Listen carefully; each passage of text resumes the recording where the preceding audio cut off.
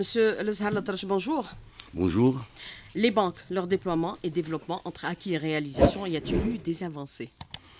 Merci. Donc, tout d'abord, je tiens à vous remercier pour cette invitation à travers laquelle je vais essayer de répondre à toutes les questions concernant le système bancaire algérien, le financement de l'économie nationale et en particulier quelques thématiques qui constituent aujourd'hui des priorités absolues. Notamment, je cite à titre illustratif la digitalisation, l'inclusion financière, la finance islamique, etc. Je tiens également à remercier les fidèles auditeurs et auditrices de la chaîne 3 qui attendent avec impatience votre émission.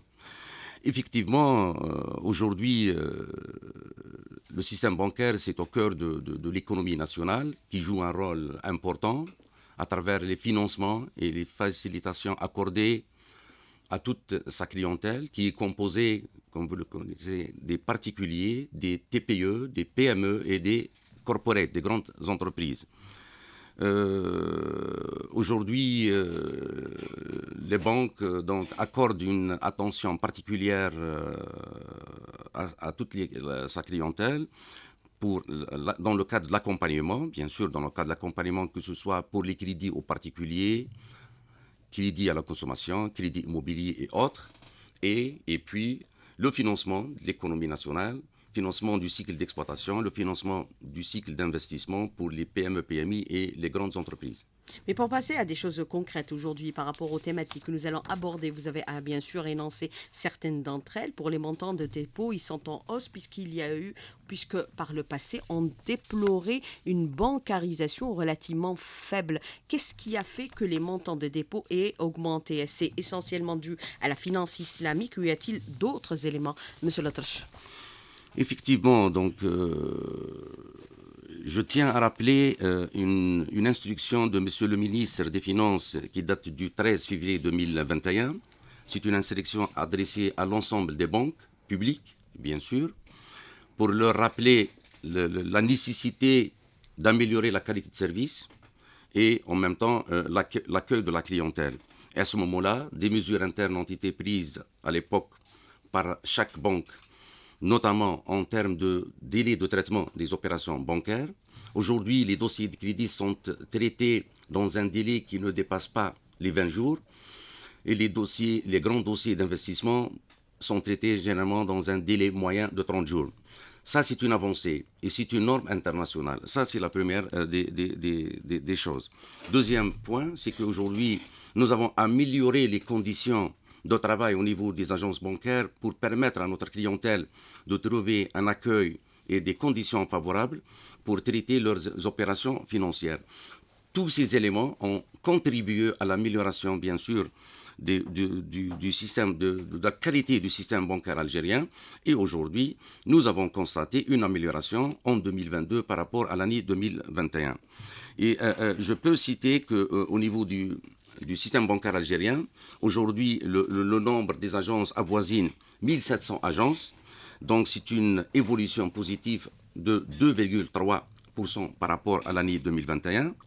Et cette performance, c'est suite à des orientations des pouvoirs publics pour s'implanter à travers toutes les wilayas et notamment les 10 nouvelles wilayas que nous sommes en train d'ouvrir des agences au niveau de ces dernières. Mais est-ce que c'est ce qui a justifié aujourd'hui l'augmentation des montants de dépôt?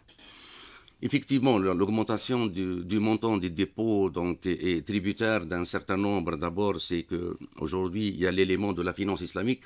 Aujourd'hui, c'est un segment. Les dépôts sont collectés, bien sûr, les ressources sont collectées donc, pour la finance conventionnelle, l'amélioration des taux créditeurs proposés par les banques pour des maturités, bien sûr, importantes, 60 mois et plus. Et puis, le deuxième volet, depuis la promulgation du règlement Banque d'Algérie le 2002, aujourd'hui, la finance islamique aussi a sa place. Donc, c'est un marché qui existe et nous avons collecté un montant très important qui avoisine 594 milliards de dinars collectés au 31/12/2022 depuis, bien sûr, le lancement des guichets de la finance islamique au niveau de toutes les banques de la place algérienne. Au niveau de toutes les banques, c'est 594 milliards de dinars. Exactement.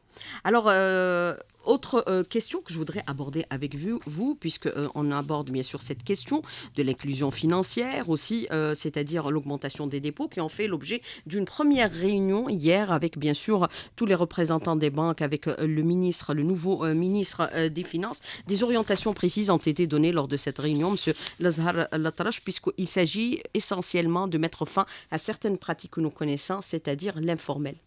Effectivement, hier, je tiens à rappeler que lors de la réunion d'hier, sous l'égide de M. le ministre des Finances, M. Fayed, venant en appui à la dernière réunion du Conseil des ministres, plusieurs orientations et instructions ont été prodiguées à tous les directeurs généraux des banques publiques qui touchent notamment au volet de l'amélioration de la qualité de service, la célérité dans le traitement des opérations bancaires et notamment le traitement des dossiers de crédit.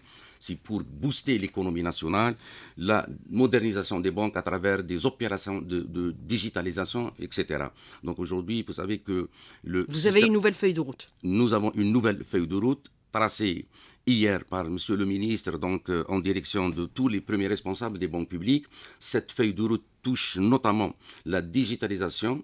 Aujourd'hui, vous savez que le système bancaire algérien est composé de plus de 85% du poids des banques publiques en matière de financement d'économie nationale. Nous sommes implantés à travers tout le territoire national et nous avons cette obligation de service public.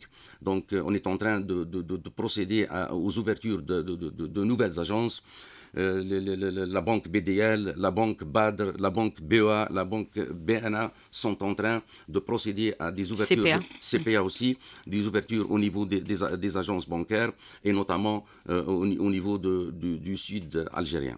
Alors en termes de digitalisation, du retard observé aujourd'hui, c'est le constat unanime de tous les responsables et également les clients des différentes banques. Sur ce volet, qu'est-ce que vous êtes en train d'engager comme action pour accéder justement à cette digitalisation qui permettra une plus grande célérité dans le traitement des dossiers?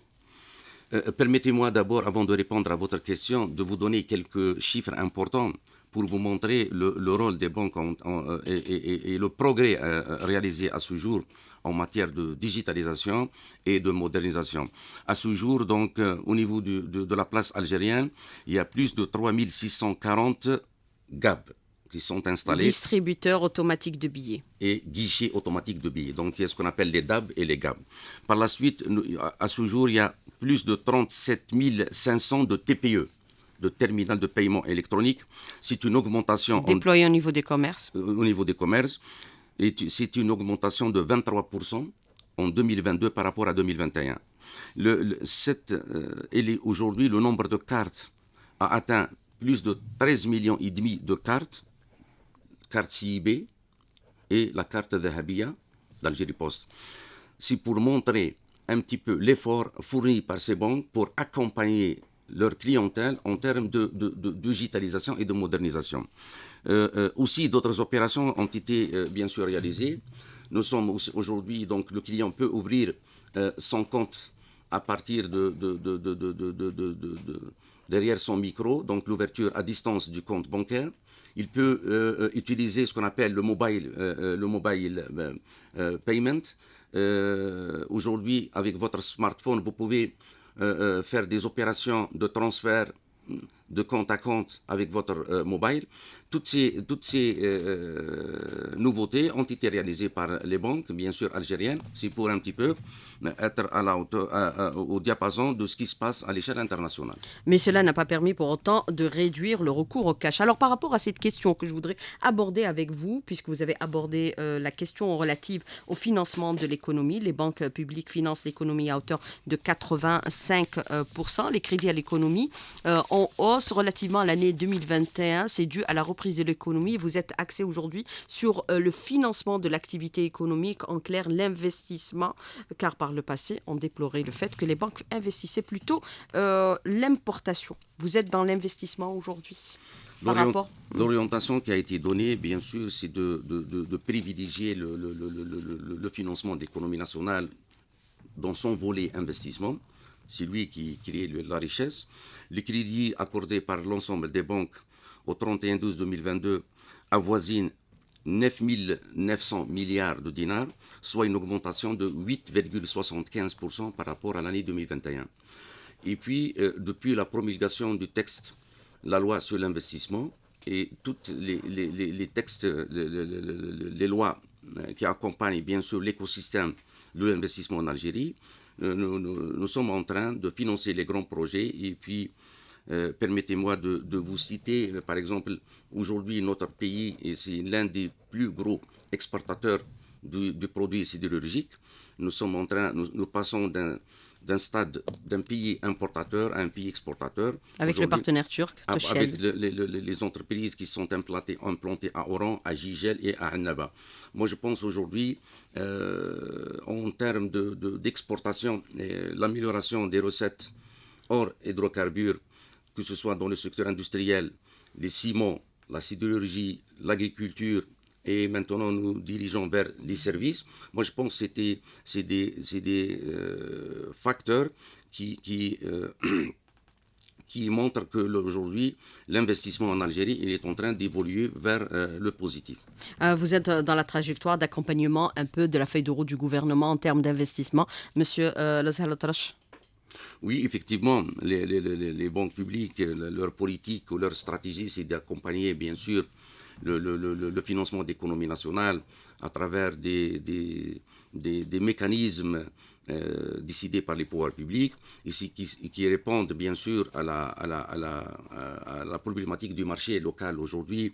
L'agriculture, l'industrie, les start-up, dans la mécanique également. Effectivement, tous les secteurs d'activité à forte rentabilité ou rentabilité potentielle? À forte rentabilité, c'est des secteurs qui créent la richesse pour le pays, qui emploient, bien sûr.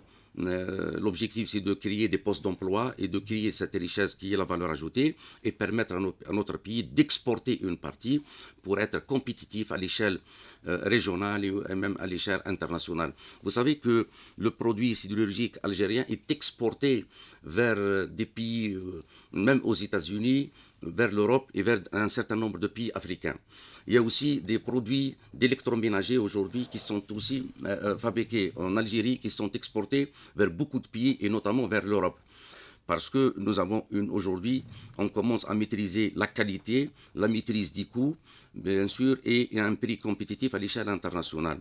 Nous avons des clients aussi qui sont en train d'exporter aussi des pneus vers l'étranger, et tout ça par rapport à la matière première disponible, à la main-d'œuvre disponible et à travers toutes les facilitations accordées par l'État algérien. Alors, vous êtes dans cette trajectoire d'accompagnement, bien sûr, de l'opération d'exportation, puisque nous avons vu, les chiffres sont en hausse. On a atteint les plus de 7 milliards de dollars lors de l'exercice dernier, c'est-à-dire au 31 décembre 2022. L'externalisation des banques algériennes va accompagner encore davantage cette dynamique aujourd'hui qui est affichée par nos exportateurs. Monsieur Lazar Latrache. Effectivement, aujourd'hui, donc, une décision prise par les pouvoirs publics de s'implanter à l'international. Vous savez que 4 banques publiques, la BEA, la BNA, la BEA, le CPA et la BAD sont les 4 banques actionnaires, dont 2 banques maintenant qui sont en cours de création. Pour la première, c'est au Sénégal, que le dossier a été bien sûr déposé au niveau des autorités monétaires de ce pays et nous attendons dans quelques jours bien sûr l'accord. Le chef de file, c'est la Banque nationale d'Algérie. Et puis le deuxième projet, c'est un projet de création d'une banque en Mauritanie, dont le chef de projet, c'est le Crédit populaire d'Algérie aussi, que le projet avance très bien. Et le troisième projet, c'est le projet de BEA International. C'est une banque à 100% BEA, capitaux, Banque extérieure d'Algérie, qui se trouve donc en France et qui va s'élargir par la suite dans un certain nombre de pays européens. Tout ça, c'est pour accompagner nos investisseurs algériens dans leurs opérations d'exportation et de s'implantation à l'international. Vous savez qu'une entreprise qui ne se développe pas ne peut pas garder son rythme de croissance et sa pérennité. C'est pour cette raison nous sommes donc déterminés au niveau de la BEF, d'accompagner toutes les entreprises algériennes. Alors, Monsieur Le Salatra, je voudrais revenir avec vous sur plusieurs aspects. On a parlé bien sûr de la question qui est éminemment importante dans le contexte actuel de déploiement de l'Algérie au niveau international sur le plan économique et sur le plan à la fois financier, puisqu'il y aura l'externalisation des banques algériennes vers le Sénégal, la Mauritanie et en France à Paris. Quand sera cette décision, cette externalisation totalement effective avec l'installation de ces banques, puisque le 22 février dernier, vous avez déposé le dossier au niveau de la Banque française. Effectivement, en ce qui concerne bien sûr la filiale de la BEA en France, donc la BEA, qui s'appelle la BEA internationale, effectivement, le dossier a été déposé donc, au niveau de ce qu'on appelle la CPR, l'autorité de contrôle prudentiel et des risques relevant de la Banque de France. Et maintenant, donc, nous attendons bien sûr la réponse de cette instance par rapport à notre demande d'agrément pour s'installer. Mais en parallèle, toutes les autres mesures ont été prises en charge, bien sûr, pour le siège de la banque, pour le personnel, pour l'ouverture des agences. Il y aura des agences bancaires au niveau des grandes villes françaises. Le choix est porté, c'est par rapport à notre communauté algérienne résidente, bien sûr, dans ce pays. Et puis, l'objectif, c'est d'accompagner, bien sûr, nos compatriotes et nos opérateurs économiques algériens, exportateurs, bien sûr, vers la France et vers l'Europe d'une manière générale.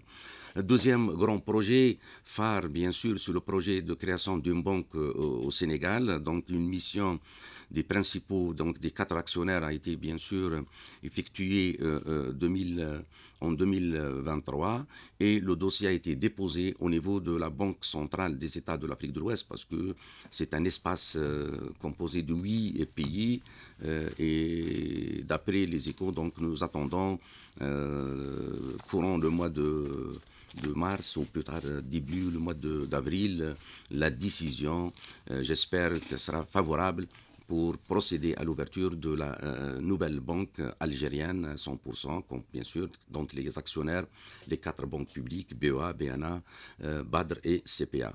Le deuxième projet en Afrique, c'est le projet de création d'une banque en Mauritanie, à Nouakchott.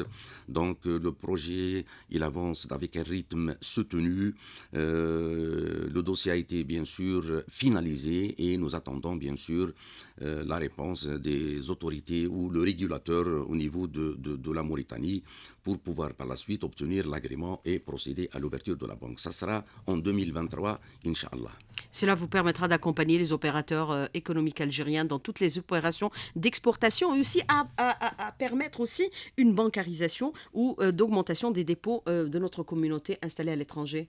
C'est ça l'objectif, Madame Souhila El-Hachmi. Notamment en France. En France ou ailleurs, l'État algérien a décidé, bien sûr, de s'implanter dans des pays où nous avons des relations économiques, politiques. L'objectif est d'abord pour répondre à un besoin de la communauté algérienne dans ces pays et par la suite accompagner les opérateurs économiques algériens exportateurs de produits. Vous savez qu'aujourd'hui le produit algérien il est demandé que ce soit en Afrique ou ailleurs en Europe et c'est le moment bien sûr pour maintenant que les banques algériennes bien sûr accompagnent leurs opérateurs économiques, c'est pour augmenter le niveau des exportations. Et vous savez que l'un des objectifs de M. le Président de la République, c'est l'augmentation des exportations hors hydrocarbures. Donc, d'après les résultats obtenus en 2021 et 2022, pour la dernière année, plus de 7 milliards de dollars d'exportation d'hydrocarbures. C'est un chiffre qui n'a jamais été réalisé auparavant. Le potentiel existe. Les banques, ils ont cette volonté d'accompagner. Les opérateurs sont là.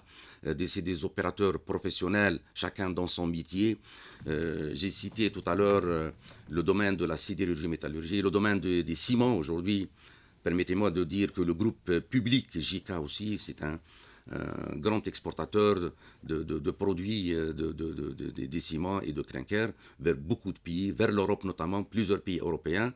Et ça montre que l'économie nationale elle est bonne voie pour, bien sûr, s'internationaliser et travailler selon le standard international. Alors, autre question, c'est l'inclusion financière aujourd'hui. Quelles sont les actions qui sont en train d'être entreprises pour essayer de capter un maximum de liquidités en circulation actuellement, puisque même le président de la République a donné un chiffre quand même, et c'est effarant, l'équivalent de 90 milliards de dollars circulent hors circuit bancaire. L'inclusion financière, que ce soit en monnaie nationale, en dinars et même en devises aussi. Donc, toutes les banques algériennes. C'est l'informel. C'est l'informel. Première étape qui a été réalisée, et ça, c'était l'instruction de Monsieur le ministre des Finances hier, c'est que des facilitations seront accordées à tous les particuliers et à nos citoyens Qui déposent leur argent. qui déposent leur argent à travers les ouvertures de compte. Donc, il y a des mécanismes. Nous avons facilité l'ouverture de compte, l'ouverture à distance, l'ouverture sur place à travers un dossier. C'est pour permettre à tous les particuliers, à tous les Algériens, bien sûr, d'avoir un compte bancaire, d'avoir une carte bancaire CIB ou une carte Dahabia d'Algérie Post. Et c'est une manière un petit peu pour collecter la ressource hors la sphère bancaire. L'objectif, il est double. Un, d'abord, permettre à ces gens-là de sécuriser leur argent au niveau des banques. Et deuxième objectif, c'est cet argent sera bien sûr orienté vers l'investissement productif.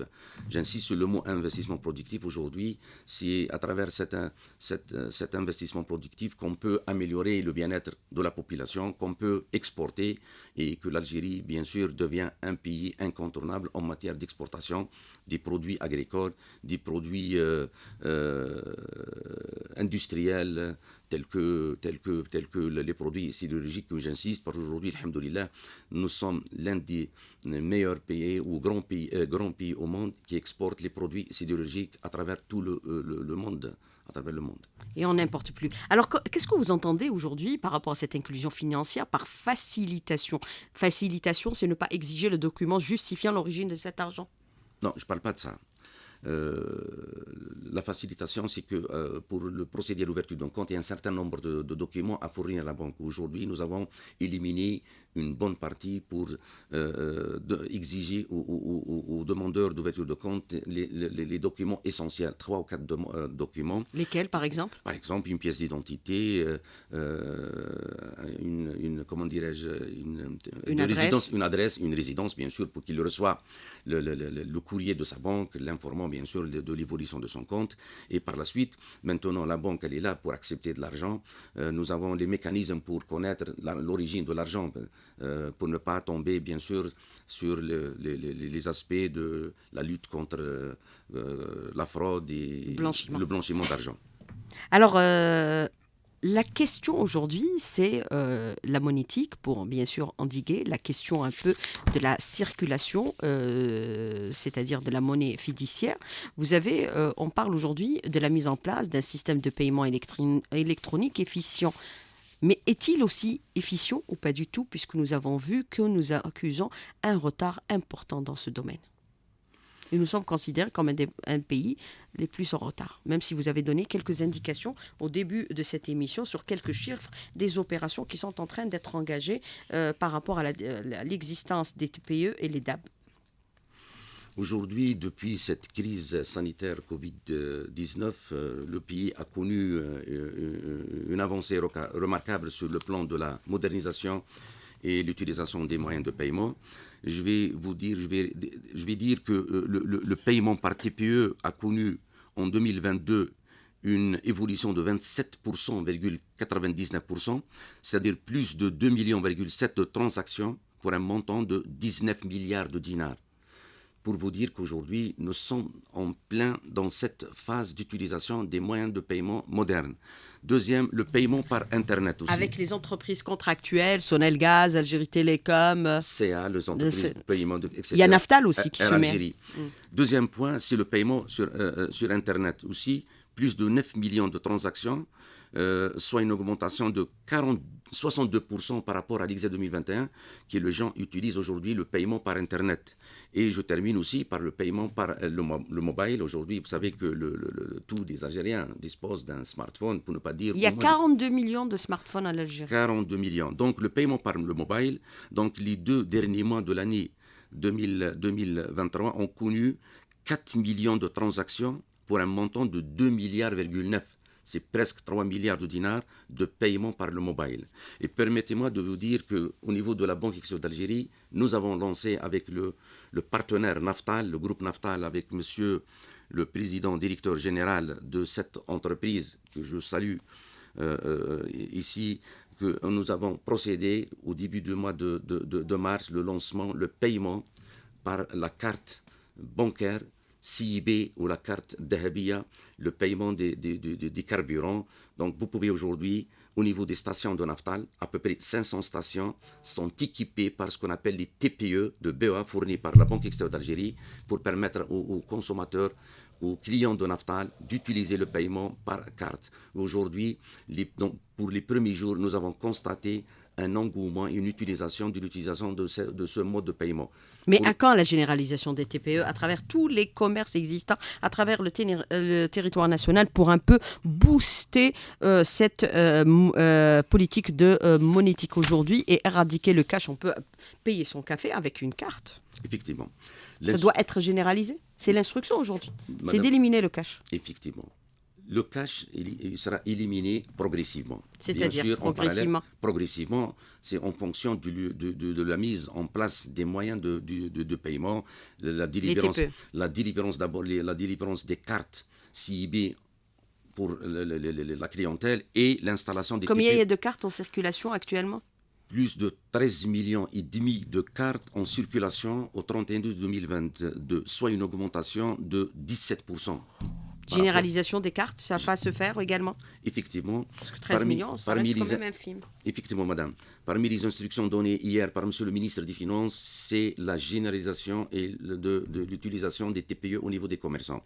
Et chaque banque a un objectif d'installer au minimum entre 3 000 et 4 000 TPE auprès de sa clientèle. C'est pour permettre à toute la clientèle domiciliée au niveau des banques l'utilisation des moyens de paiement, la carte bancaire et l'utilisation du paiement électronique, soit par le mobile, soit par Internet.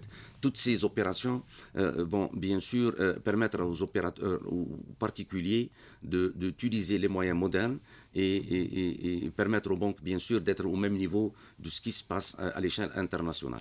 Mais 2023 sera l'année de la généralisation de l'usage de cartes de paiement à travers tout le territoire national, M. Lazhar Latrache. Effectivement, l'objectif... Vous avez fixé l'objectif 2023 pour l'externalisation des banques. Il faut fixer l'objectif également 2023 pour la généralisation des moyens de paiement.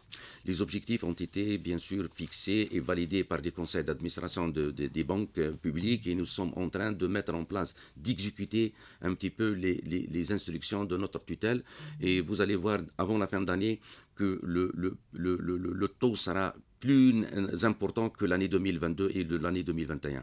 En termes d'installation de TPE, en termes de délivrance de cartes, d'émission de cartes CIB et Algérie Post, et en termes d'utilisation ou bien d'installation de DAB et de GAB à tous les niveaux. Vous savez qu'aujourd'hui, au niveau de l'aéroport de Djanet, deux banques publiques, la BEA et la BNA, qui sont présentes. Donc les touristes étrangers, quand ils viennent, ils trouveront sur place une agence bancaire qui travaille 24 heures sur 24 heures avec des GAB disponibles sur place pour répondre à la demande ou bien l'utilisation des touristes algériens, étrangers. Pardon.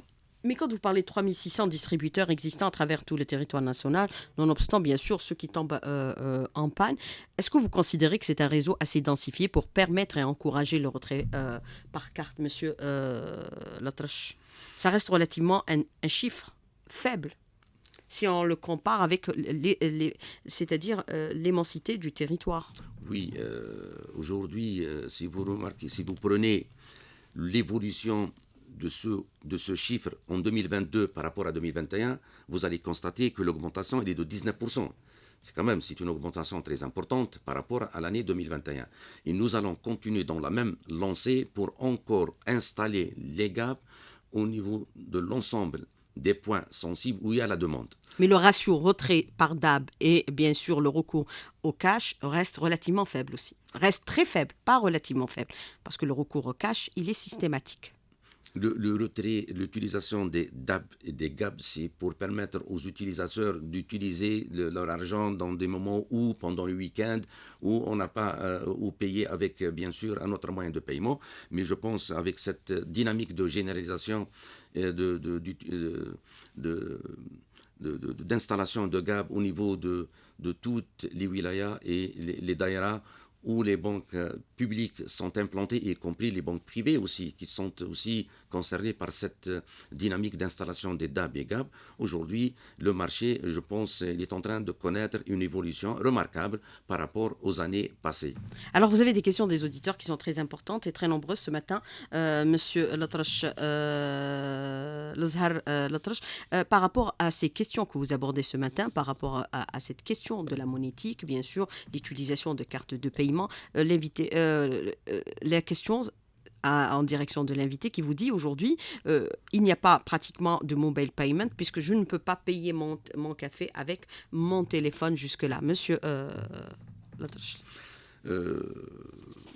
Je vous confirme qu'aujourd'hui, les clients des banques, et notamment certaines banques, parce que l'opération est en train de se généraliser, si vous prenez les clients de la BNA, le client peut payer à partir de son portable, sa facture de son algaz, son billet d'avion et sa facture d'eau, etc. Donc, il n'a qu'à se rapprocher des banques pour connaître quelle est la manière pour télécharger l'application et payer. Moi-même, je peux vous montrer que avec mon smartphone, je peux payer des factures, je peux procéder à une opération de virement de mon compte personnel vers votre compte, Madame Souhaila El Hachmi. Donc aujourd'hui, mais il suffit de généraliser cette opération, de peut-être communiquer aussi beaucoup plus pour faire connaître les produits aujourd'hui existants au niveau de toutes les banques algériennes. Et je vous le concède pour la question de la communication. Il faut communiquer encore plus sur ces questions-là. Alors, les services au niveau des banques est toujours trop lent, trop bureaucratique, trop de cash. Le chèque a du mal à être accepté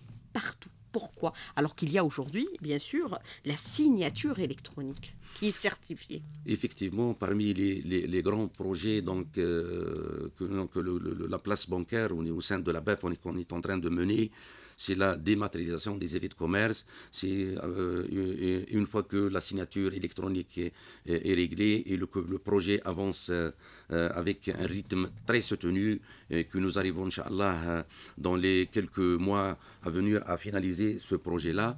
Le cash, vous savez, c'est une question de culture.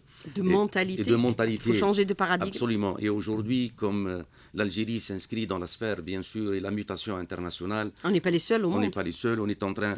Je viens de vous donner le nombre de cartes bancaires, le nombre de DAB et de GAB, le nombre de TPE. Et on est toujours accroché par rapport à les banques et leur modernisation comme étant un des pays les plus faibles au niveau du doing business. Ils pointent toujours du doigt les banques et le retard de leur développement aujourd'hui. Moi, je pense le retard, il faut le relativiser. Le retard par rapport à quoi? Si vous parlez par rapport à des avancées, du monde, oui, si vous parlez des avancées, ce qui se fait à travers le monde, monsieur. Si vous parlez des avancées réalisées par les banques en 2022, comparativement à 2021 et 2020, vous allez remarquer qu'il y a une nette amélioration. Et nous allons continuer dans la même lancée pour encore améliorer être plus offensif. Bien sûr, être plus offensif. Et n'oubliez pas qu'aujourd'hui, le financement de l'économie nationale repose plus de 85% ou 86% sur les financements des banques du secteur public. Aujourd'hui, le nombre de comptes ouverts par rapport à l'ensemble des banques, c'est au niveau des banques publiques. C'est pour vous montrer le poids des banques publiques. Certes, il y a des insuffisances qu'on est en train d'examiner et de lever. Il y a un planning, il y a un plan de travail qui a été bien sûr mis en place au niveau de la BEF. Et puis, je vous ai dit tout à l'heure que lors de la réunion hier avec M. le ministre des Finances, des instructions fermes ont été données aux banques publiques, aux premiers responsables des banques publiques, d'aller vite vers cette modernisation et digitalisation des opérations bancaires pour permettre à tous nos clients de bénéficier d'un service de qualité et dans des délais, bien sûr, qui répondent, bien sûr, à leurs attentes. Alors, bien sûr, il y a eu une période difficile qu'a traversé le pays par rapport, bien sûr, à ce changement de gouvernance. Il y a eu aussi la période de pandémie qui a résulté, bien sûr, des soldes négatifs. Sont-ils très pesants aujourd'hui sur le fonctionnement de nos banques publiques, Monsieur Latrache? Les banques publiques, donc, ils ont hérité une situation, bien sûr, de gestion d'un système à un autre système à un autre, d'une période à une autre. On parle d'avoir siphonné, bien sûr, via des crédits qui n'ont pas été récupérés à ce jour des banques publiques, comme par exemple la BNA qui a perdu l'équivalent 18 milliards de dollars. Les banques aujourd'hui sont en train d'assainir leur situation, d'assainir leur portefeuille pour démarrer sur une bonne base. Aujourd'hui, je vous ai dit, on est en train de s'internaliser. S'internationaliser, vous savez qu'au niveau des pays où vous allez implanter, ils examinent vos documents, vos bilans. Votre situation financière. On est en train de faire un grand travail au niveau des banques pour permettre à nos banques d'être au standard international et bien sûr par la même et en conséquence donc répondre à toutes les préoccupations de nos clients, nos utilisateurs. Alors vous avez cette autre question de l'auditeur qui vous dit actuellement les commerçants sont perdus vu qu'ils disposent de plusieurs TPE relatifs aux différentes banques. Pourquoi ne pas utiliser un seul TPE paramètre aux différentes banques avec des paramètres avec les différentes banques? Vous savez qu'aujourd'hui, un client est domicilié auprès de sa banque, une banque, il peut avoir 2 domiciliations, 3 domiciliations, mais la première banque qui s'adresse à son client pour installer un TPE, il peut, donc même à l'étranger, vous pouvez donc voir 1 ou 2 TPE qui sont installés, qui sont déposés devant le caissier ou la caissière et vous utilisez en fonction des cartes, parce que demain, vous pouvez utiliser une carte avec cet avantage de l'interopérabilité de la carte, bien sûr, CIB et la carte Dahabia. Donc, les clients ont le choix, bien sûr, d'installer le TPE de leur banque, de leur choix, bien sûr. Et ça, c'est permettre cette concurrence entre les banques. L'objectif, c'est pour donner une meilleure prestation de service et satisfaire, bien sûr, les besoins des clients. Bonification des avantages au profit des commerçants pour utiliser le TPE. Il faut des incitations aujourd'hui. Monsieur oui, c'est une question pertinente. Vous savez que le TPE est donné gratuitement aux commerçants. Le coût du TPE est supporté par la banque. Il a un coût important. Un TPE aujourd'hui, son prix il est environ entre 70 000 et 80 000 dinars. Il est supporté par la banque. Il est mis à la disposition du client pour permettre aux utilisateurs, bien sûr, de cartes d'utiliser le TPE et le client ne paye aucun centime. Vous savez que même pour les cartes, sont données gratuitement. Il y a un coût derrière pour les cartes CIB, les cartes même pour les cartes en devise, mais c'est les banques algériennes qui supportent bien sûr le coût de ces cartes. C'est dans l'objectif de généraliser l'utilisation des moyens de paiement électroniques et être au diapason de ce qui se passe dans le monde. Alors, les crédits à la consommation, crédit automobile, c'est pour bientôt? Oui. Puisque la relance de l'automobile est effective aujourd'hui, monsieur Lozal-Atrache. Effectivement, aujourd'hui, toutes les banques, donc il y a des formules de crédit avec des taux attractifs. Taux attractifs. Par le passé, c'était des taux énormes pour les ménages. Aujourd'hui, nous avons bien sûr arrêté des taux attractifs pour permettre aux consommateurs. 2%, 1% ou 7%? Non, le taux, avant c'était 7 et 11%. Le taux, il est déterminé en fonction du coût moyen des ressources, mais je vous rassure d'une chose, que c'est des taux attractifs qui seront bien sûr accordés à nos clients pour leur permettre bien sûr l'acquisition des véhicules produits localement, Inch'Allah. C'est cette digitalisation qui est au cœur aujourd'hui de tout ce processus de développement, cette nouvelle feuille de route des banques, monsieur Lozal-Atrache, puisque les orientations ont été claires du ministre hier. Effectivement. Le nouveau ministre. Monsieur le ministre, hier, il était clair devant les premiers responsables des banques. L'objectif aujourd'hui, c'est d'aller vite vers cette modernisation des banques, vers la digitalisation des opérations bancaires. Accélérer bien sûr, le financement de l'investissement pour ne pas bloquer l'économie. L'économie aujourd'hui, alhamdoulilah, se porte bien. Toutes les mesures incitatives, de facilitation accordées par l'État à travers la loi de finances. Aujourd'hui, moi je pense c'est aux opérateurs de travailler plus pour honorer leurs engagements vis-à-vis des banques. Alors rapidement, vous êtes en rupture avec les pratiques antérieures. C'est fini les pratiques antérieures, nous acheminons vers l'avenir, vers le mustaqbal. Monsieur Lozal-Atrache, merci d'avoir répondu à nos questions et d'avoir été en direct avec nous ce matin dans le studio. Merci beaucoup, bonne journée, à bientôt. Merci à vous. Au revoir. Merci, au revoir. Allah